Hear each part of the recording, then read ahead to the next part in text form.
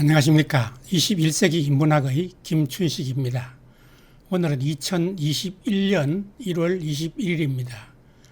우리 시간으로 오늘 새벽 2시에 미국에서는 조 바이든 대통령의 취임식이 있었습니다. 저는 오늘 아침 일찍 일어나서 영국 BBC 방송을 통해서 그 연설을 듣고 있다가 그 연설이 너무나 명문장이어서 큰 감동을 받았습니다. 그래서 이것을 저만 알고 있어서는 안 되겠다. 우리 국민 모두가 알도록 해야 되겠다라는 생각에서 그 영상을 녹화하고 한글 자막을 달아서 보내게 되었습니다. 우리나라도 현재 심각한 분열 상황이 있습니다. 좌파든 우파든 보수든 진보든 모든 지식인들이 이 영상을 보고 크게 깨닫는 바가 있으면 좋겠습니다. 정말 명연설입니다. 다만 시간이 21분으로 조금 길지만 공부한다고 생각하시고 보시면 되겠습니다.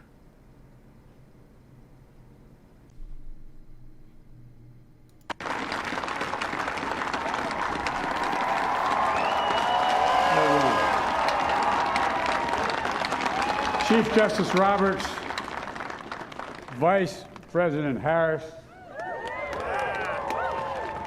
Speaker Pelosi, Leader Schumer, Leader McConnell, Vice President Pence, and my distinguished guests, my fellow Americans. This is America's day.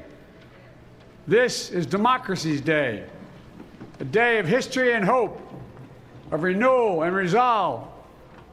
Through a crucible for the ages, America has been tested anew, and America has risen to the challenge.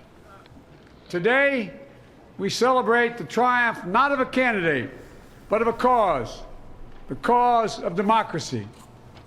The people, the will of the people has been heard, and the will of the people has been heeded. We've learned again that democracy is precious, democracy is fragile, and at this hour, my friends, democracy has prevailed. So now, on this hallowed ground where just a few days ago, violence sought to shake the Capitol's very foundation, we come together as one nation, under God, indivisible, to carry out the peaceful transfer of power as we have for more than 2 centuries. As we look ahead in our uniquely American way, restless, bold, optimistic, and set our sights on the nation we know we can be and we must be. I thank my predecessors of both parties for their presence here today. I thank them from the bottom of my heart. And I know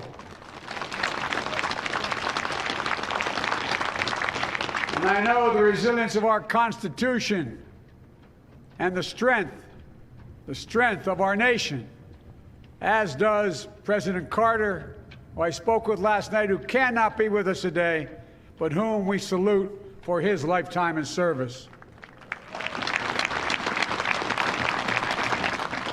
I've just taken the sacred oath each of those patriots have taken, the oath first sworn by George Washington.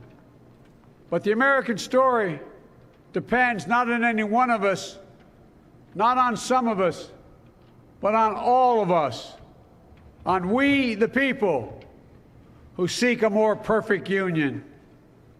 This is a great nation. We are good people. And over the centuries, through storm and strife, in peace and in war, we've come so far. But we still have far to go. We'll press forward with speed and urgency, for we have much to do in this winter of peril and significant possibilities.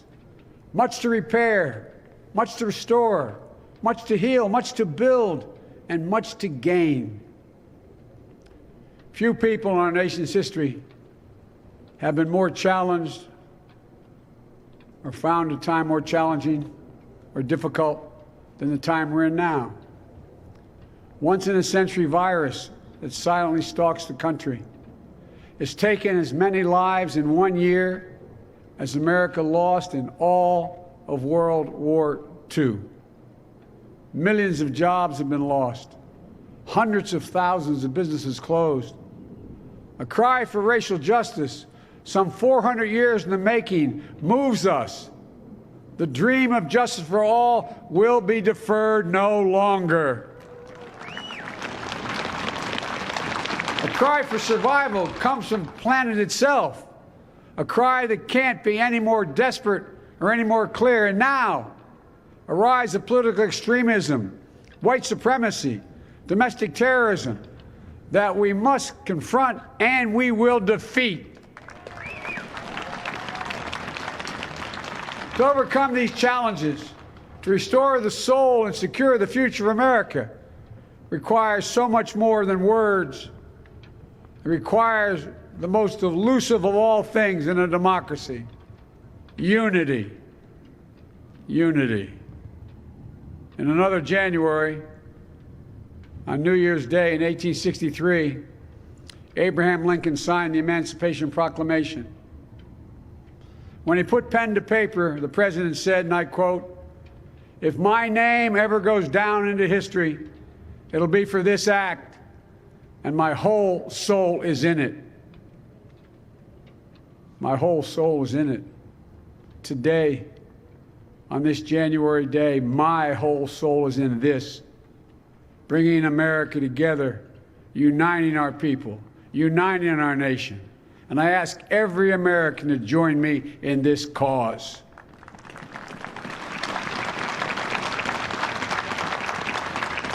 Uniting to fight the foes we face: anger, resentment and hatred, extremism, lawlessness, violence, disease, joblessness, and hopelessness. With unity, we can do great things, important things. We can right wrongs. We can put people to work in good jobs. We can teach our children in safe schools. We can overcome the deadly virus. We can reward work and rebuild the middle class and make health care secure for all. We can deliver racial justice, and we can make America once again the leading force for good in the world. I know speaking of unity can sound to some like a foolish fantasy these days. I know the forces that divide us are deep and they are real. But I also know they are not new. Our history has been a constant struggle between the American ideal that we're all created equal and the harsh, ugly reality that racism, nativism, fear, demonization have long torn us apart. The battle is perennial, and victory is never assured. Through Civil War, the Great Depression, World War, 9/11, through struggle, sacrifice, and setbacks, our better angels have always prevailed. In each of these moments, enough of us have come together to carry all of us forward. And we can do that now. History, faith, and reason show the way of unity. We can see each other not as adversaries, but as neighbors. We can treat each other with dignity and respect. We can join forces, stop the shouting, and lower the temperature. For without unity, there is no peace, only bitterness and fury. No progress, only exhausting outrage. No nation, only a state of chaos. This is our historic moment of crisis and challenge, and unity is the path forward. And we must meet this moment as the United States of America. If we do that, I guarantee you we will not fail. We have never, ever, ever, ever failed in America when we've acted together. And so today, at this time, in this place, let's start afresh, all of us. Let's begin to listen to one another again, hear one another, see one another, show respect to one another. Politics doesn't have to be a raging fire, destroying everything in its path. Every disagreement doesn't have to be a cause for total war. And we must reject the culture in which facts themselves are manipulated and even manufactured.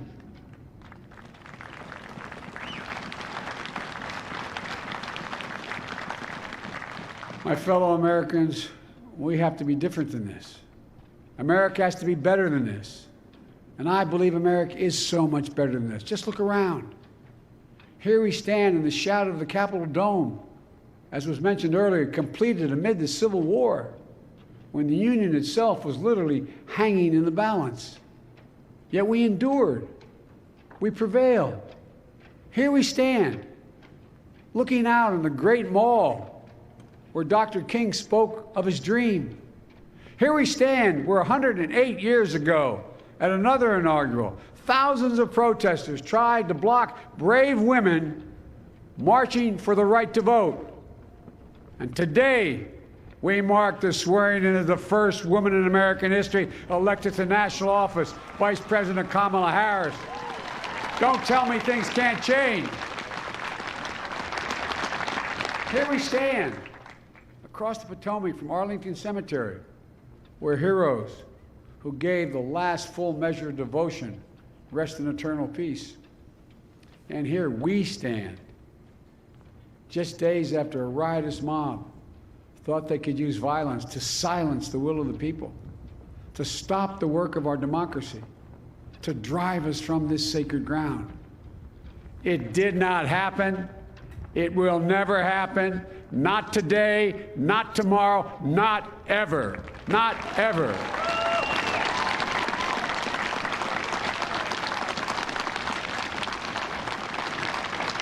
To all those who supported our campaign, I'm humbled by the faith you've placed in us. To all those who did not support us, let me say this. Hear me out as we move forward. Take a measure of me and my heart. And if you still disagree, so be it. That's democracy. That's America. The right to dissent peaceably within the guardrails of our republic is perhaps this nation's greatest strength. Yet hear me clearly. Disagreement must not lead to disunion. And I pledge this to you. I will be a president for all Americans. All Americans. And I promise you, I will fight as hard for those who did not support me as for those who did.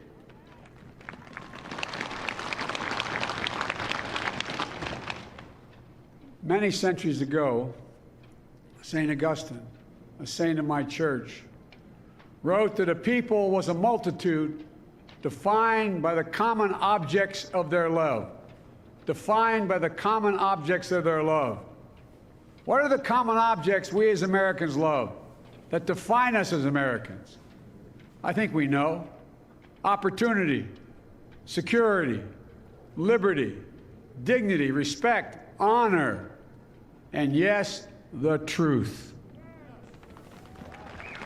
Recent weeks and months have taught us a painful lesson. There is truth and there are lies. Lies told for power and for profit. And each of us has a duty and a responsibility as citizens, as Americans, and especially as leaders. Leaders who have pledged to honor our Constitution and protect our nation, to defend the truth and defeat the lies. Look, I understand that many of my fellow Americans view the future with fear and trepidation. I understand they worry about their jobs. I understand, like my dad, they lay staring at night, staring at the ceiling, wondering, can I keep my health care? Can I pay my mortgage? Thinking about their families, about what comes next. I promise you, I get it. But the answer is not to turn inward, to retreat into competing factions, distrusting those who don't look like you, or worship the way you do, or don't get their news from the same sources you do. We must end this uncivil war that pits red against blue, rural versus urban, conservative versus liberal. We can do this if we open our souls instead of hardening our hearts, if we show a little tolerance and humility, and if we're willing to stand in the other person's shoes, as my mom would say, just for a moment, stand in their shoes. Because here's the thing about life. There's no accounting for what fate will deal you. Some days, when you need a hand. There are other days when we're called to lend a hand. That's how it has to be. That's what we do for one another. And if we are this way, our country will be stronger, more prosperous, more ready for the future. And we can still disagree. My fellow Americans, in the work ahead of us, we're going to need each other. We need all our strength to persevere through this dark winter. We're entering what may be the toughest and deadliest period of the virus. We must set aside politics and finally face this pandemic as one nation. One nation. And I promise you this, as the Bible says, weeping may endure for a night, but joy cometh in the morning. We will get through this together. Together. Look, folks, all my colleagues I serve with in the House and the Senate up here, we all understand the world is watching all of us today. So here's my message to those beyond our borders. America has been tested, and we've come out stronger for it. We will repair our alliances and engage with the world once again, not to meet yesterday's challenges, but today's and tomorrow's challenges. And we'll lead not merely by the example of our power, but by the power of our example.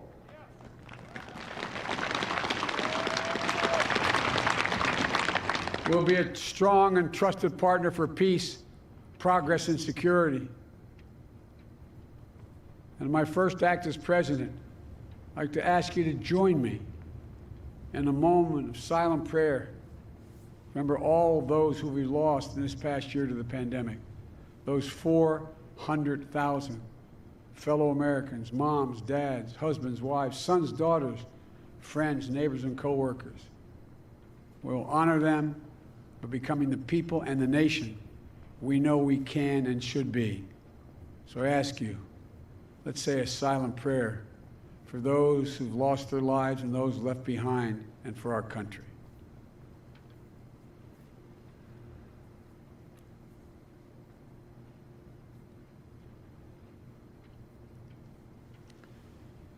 Amen.